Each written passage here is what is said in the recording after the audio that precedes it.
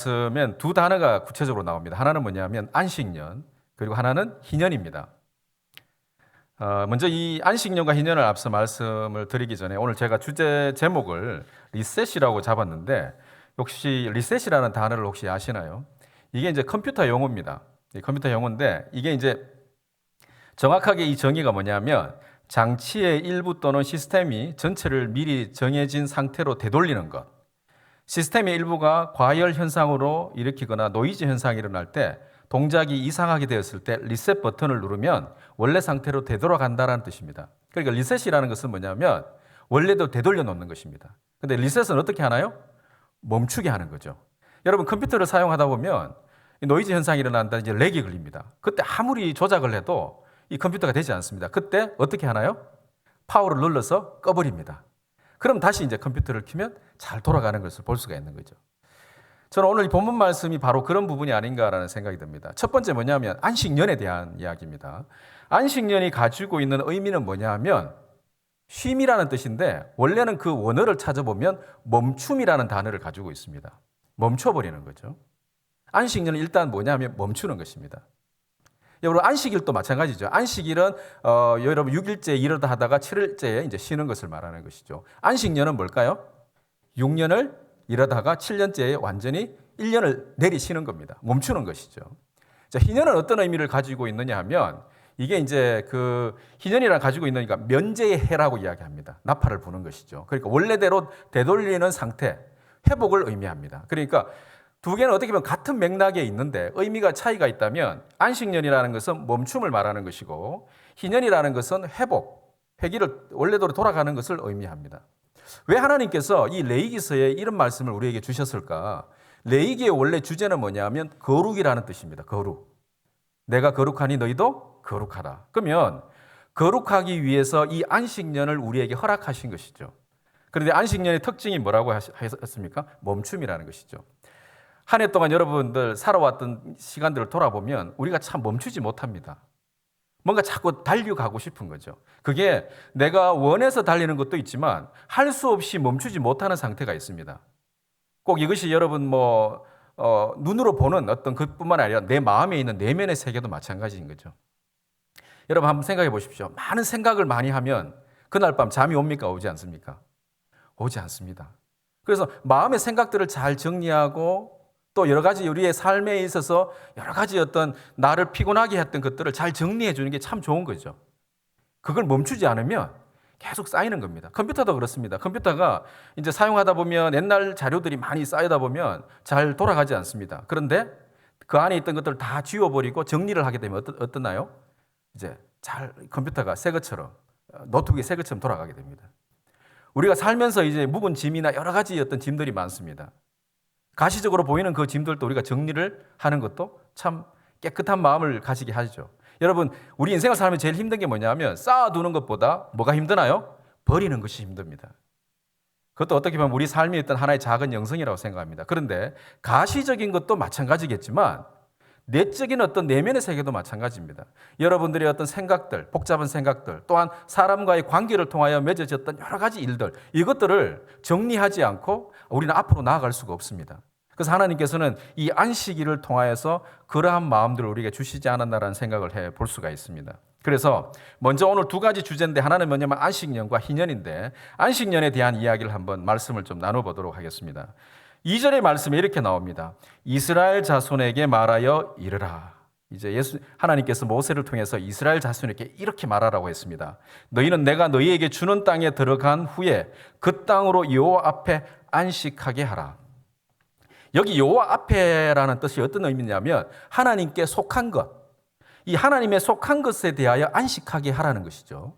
그러면 여기서 안식하게 하는 것들은 무엇을 안식하게 하는 건가요? 땅을 안식하게 하는 겁니다. 그러니까 사람이 안식하는 것이 아니라 지금 안식년은 이제 땅을 안식하게 하는 거예요. 여러분, 한번 생각해 보십시오. 하나님 왜 이렇게 땅에 관심이 많을까? 땅. 하나님은 땅으로 언약을 하셨습니다. 첫째, 우리가 창세기를 가만히 보면은 땅에 축복을 하셨어요. 그러니까 번성하라 그러지 않습니까? 그게 이제 하나님께서 우리에게 주신 땅이죠. 창세기 보면 아담과 하와에게 주신 것이 바로 땅이었습니다.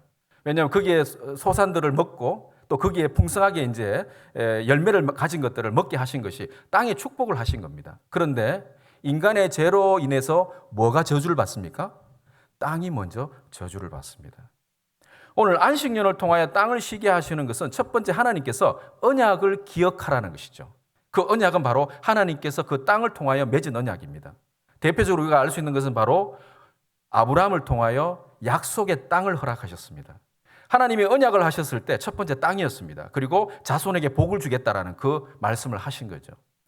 이 안식년은 왜 우리에게 허락하셨을까? 이스라엘 백성들에게 왜 안식년을 주으셨을까? 바로 이것은 땅을 통하여 하나님께서 축복하셨던 그 축복을 기억하라는 것이죠. 또 그 땅은 저주를 받을 수 있는 곳이라는 겁니다. 그러니까 축복과 저주가 함께 묻어져 있는 곳이 바로 이 땅입니다.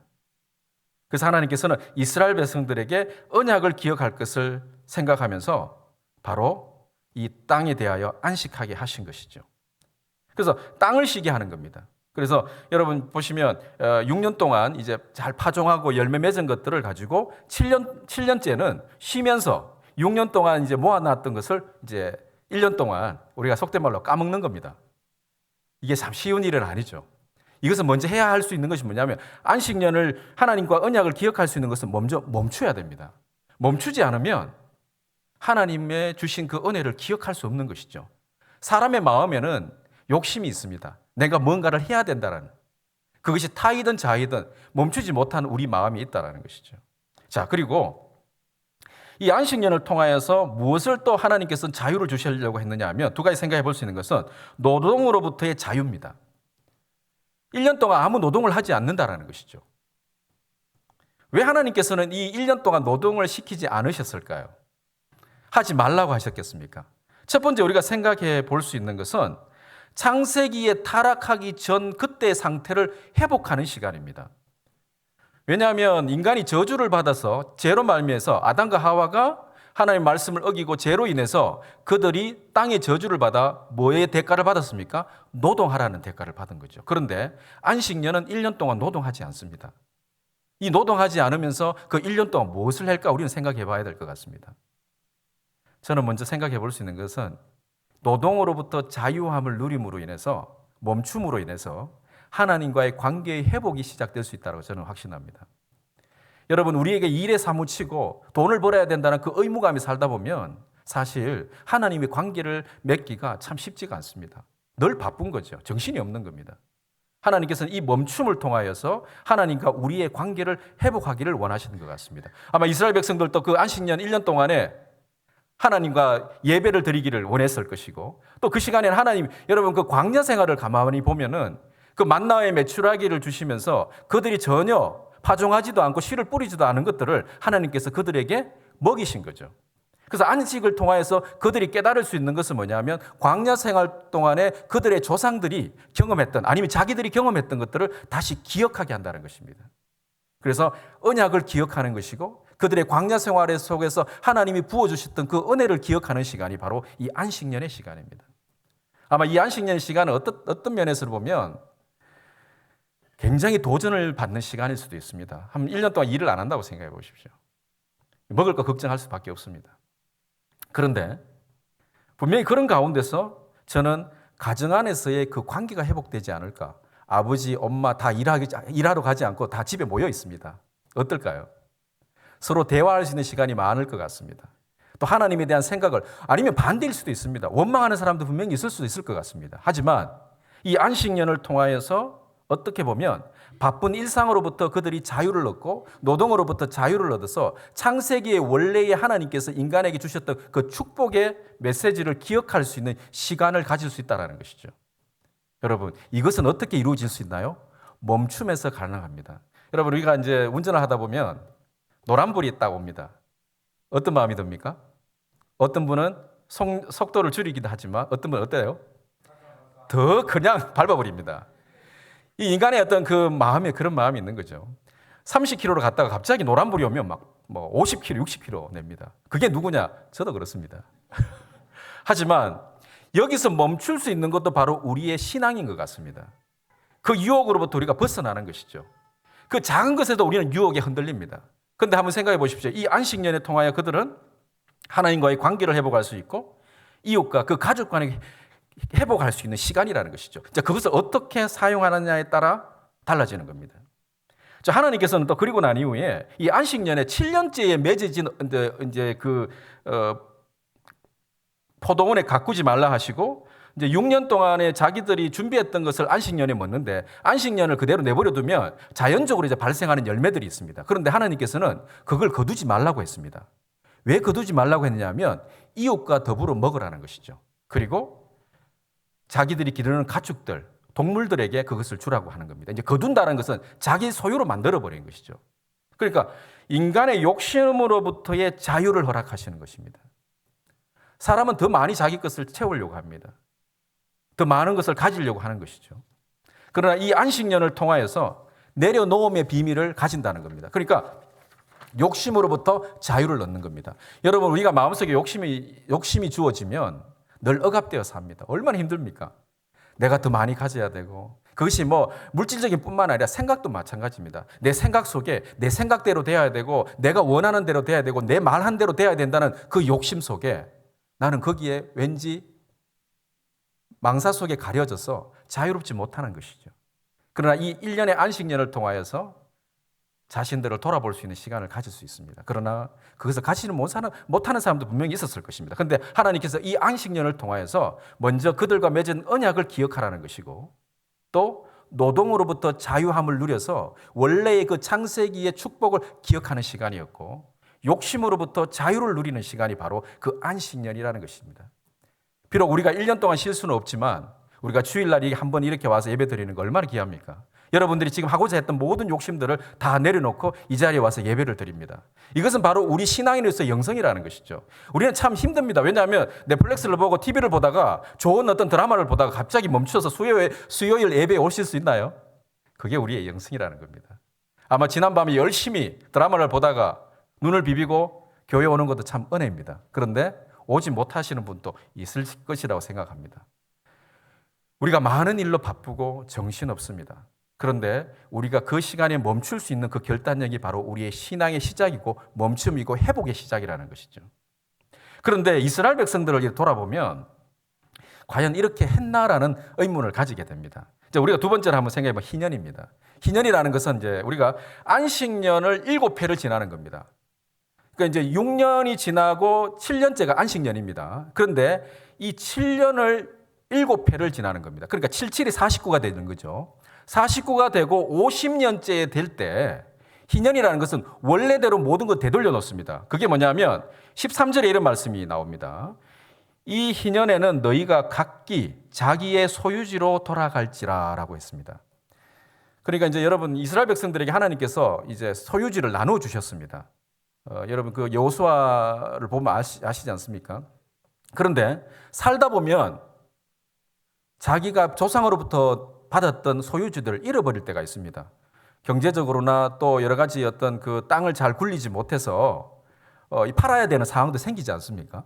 그런데 하나님께서는 이 50년째가 되는 날에는 원래의 주인에게 그 땅을 돌려주라는 겁니다. 이런 제도가 있으면 참 좋겠습니다. 저도 아마 이 땅을 받았을 것 같은데 제 나이 50이 되도록 땅을 받지 못했습니다. 여러분 이런 것은 과연 왜 하나님께서 이런 이야기를 이 이스라엘 백성들에 했을까요? 왜냐하면 욕심에 찌들지 말라는 것이죠. 언약의 백성들은 달라야 된다는 겁니다. 너희들이 너희 형제로부터 얻었던 그 땅들을 원래 주인에게 돌려주라는 것이죠. 50년 동안 비록 그들이 네가 잘해가지고 경영을 잘해서 그 땅을 취하였지만 원래 주인에게 돌려주라는 겁니다. 그런데 이들이 이 돌려줄 때 이 희년 때는 뭘 했느냐 하면 속죄일이 있습니다. 용서를 구했다라는 것이죠. 분명히 그 땅을 취할 때는 여러 가지 부정적인 거나 긍정적인 여러 방법으로 땅을 취했을 것입니다. 그러나 하나님 앞에 먼저 회개하고 내려놓고 그 땅을 돌려주라는 것이죠. 그러나 사실 이 고대 근동의 법에서는 이런 제도가 없다고 합니다. 성경에만 이런 법이 있습니다. 왜냐하면 그 당시 한번 생각해 보십시오. 권력의 상층부들의 그 엘리트들이 더더욱 자기 땅을 소유하고 자기 것을 만들려고 했지 이것을 과연 자기 것 땅을 돌려주고 자기가 부리던 종들을 다 이렇게 자유를 줄 수 있는 사람 과연 몇이나 되겠습니까? 이게 참 있을 수 없는 상황입니다. 그리고 오늘날도 한번 보십시오. 많이 가지기를 원하는 사람 더 많이 가지는 것이지 자기 것을 내려놓고 누군가에 돌려준다는 건 쉽지 않습니다. 그런데 성경에는 어떤 것도 이 희년제와 안식년을 실천했다라는 어떤 일에 대한 어떤 이야기가 없습니다. 그런데 안타깝게도 한번 말씀을 한번 보겠습니다. 역대하 36장 21절 말씀을 한번 띄워주십시오. 같이 읽겠습니다. 시작. 이에 토지가 황폐하여 땅이 안식년을 누린 같이 안식하여 70년을 지냈으니 여호와께서 에레미야의 입으로 하신 말씀이 이루어졌더라. 아멘. 여러분, 땅이 언제 안식년을 가졌나요? 전쟁 때문에 이 안식년을 가졌습니다. 이스라엘 백성들이 바벨론으로 끌려가고 페르시아로 끌려가고 종으로 갈 때 그들이 과연 뭘 했을까요? 대표적인 인물이 하나 있습니다. 누굽니까? 아합. 아합은 자기 땅이 아닌데도 불법으로 이세벨을 통해서 누구의 땅을 뺏어버립니까? 나봇의 포도원을 뺏어버립니다. 오늘 이런 사건들이 우리 사회에서도 참 많습니다. 인간의 탐욕이라는 것이 얼마나 죄로 문들겠는가. 결과적으로 이 이스라엘 백성들이 땅을 안식하게 하는 유일한 방법은 뭐냐면 하나님이 전쟁을 통하여 이들을 다 땅을 쉬게 하셨다는 겁니다. 사실 우리는 이렇게까지 가서는 안 된다는 것이죠. 그렇다면 오늘 내가 가지고 있는 땅들을 주위에서 나눠줄까? 그건 아닙니다. 오늘 이 말씀을 어떻게 오늘 이것을 해석할 것인가? 이것이 참으로 중요한 포인트인 것 같습니다. 오늘 누가복음 4장 16절에서 19절 말씀을 우리가 한번 천천히 같이 읽겠습니다. 시작. 예수께서 그 자라신 곳 나사렛에서 이르사 안식일에 늘 하시던 대로 회당에 들어가사 성경을 읽으려고 서심해 선지자 이사야 글을 들이거늘 책을 펴서 이렇게 기록된 데를 찾으시니 곧 주의 성령이 내게 임하셨으니 이는 가난한 자에게 복음을 전하고 하시려고 내게 기름을 부으시고 나를 보내사 포로된 자에게 자유를 눈먼 자에게 다시 보게 함을 전파하며 눌린 자를 자유롭게 하고 주의 은혜의 해를 전파하게 하려 하심이라 하였더라. 아멘. 안식일의 회복, 안식년의 회복, 희년의 회복은 누구로부터 시작되었습니까? 예수 그리스도로부터 시작되었습니다. 우리가 그냥 물리적으로 있는 어떤 땅을 나눠주는 그런 개념이 아니라 주님께서 이 땅에 오셔서 이 희년을 어떻게 말씀하고 계십니까? 가난한 자에게 뭐라 하라 하셨나요?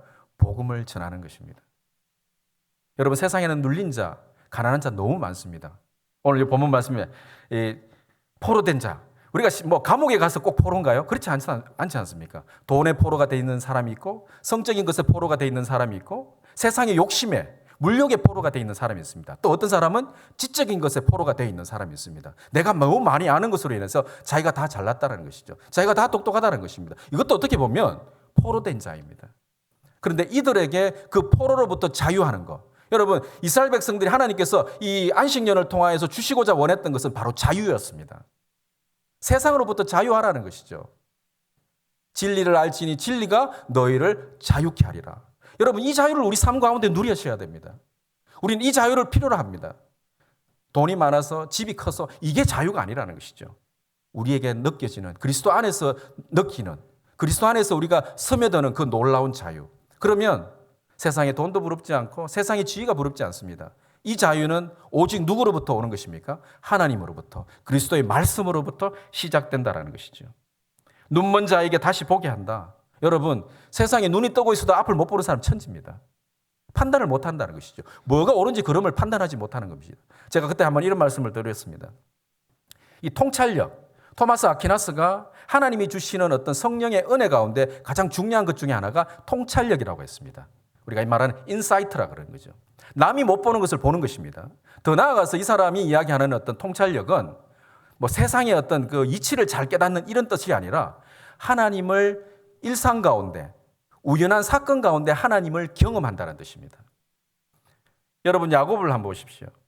세상의 욕심으로 찌들렸다가 모든 것을 다 가지고 싶었지만 장자권도 다 가지고 싶었지만 형으로부터 쫓겨났습니다. 그에게 늘 중심에는 원망과 두려움과 걱정이 있었는데 바로 자기 형이었다는 것이죠. 그런데 뜻밖의 일을 통하여서 그가 자기 형의 얼굴에서 무엇을 보게 됩니까?